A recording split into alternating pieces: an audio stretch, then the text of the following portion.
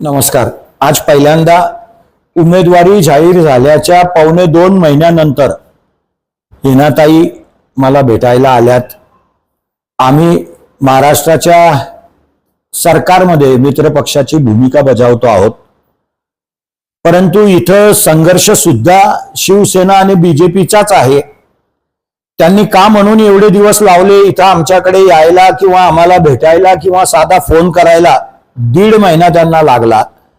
त्या जर पहिले आल्या असता तर कटुता एखाद्या वेळेला कमी झाली असती, पण एवढा संघर्ष आमच्या कार्यकर्त्यांचा आणि त्यांचा आहे।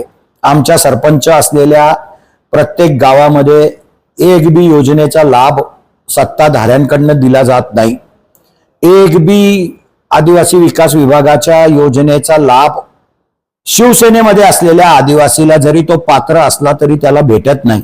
आणि असा सर्व संघर्ष एक भेटल्याने आपला मिटेल असं मला तरी वाटत नाही, कारण आम्ही जरी सांगितलं तरी कार्यकर्ते ऐकण्याच्या मूड मध्ये नाहीत।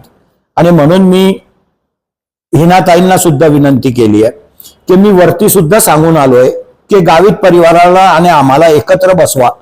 जर आमचा संघर्ष काय आहे, आम्हाला काय त्रास आहे हे माझ्या गावित परिवारावर आणि गावित परिवाराचा माझ्यावर एखाद्या वेळेला विश्वास नसेल, पण तो कुठल्या तरी मोठ्या माणसाच्या समोर एकदा झाला तर मग भविष्यामध्ये कोण बदलतं, काय करतं, कोण काय करतंय हे सगळ्याचं कोणीतरी शहानिशा करणारा जबाबदार माणूस पाहिजे। आणि म्हणून मी ताईला सुद्धा विनंती केली की तुम्ही सांगाल वरती पण, आणि एकनाथ शिंदे आणि देवेंद्रजी जेही बोलवतील मी यायला तयार आहे, पण आपला जो काही निर्णय होईल तो त्यांच्या समोरच होईल असं मला तरी वाटतं। आम्ही मित्रपक्षाचेच लोक आहोत।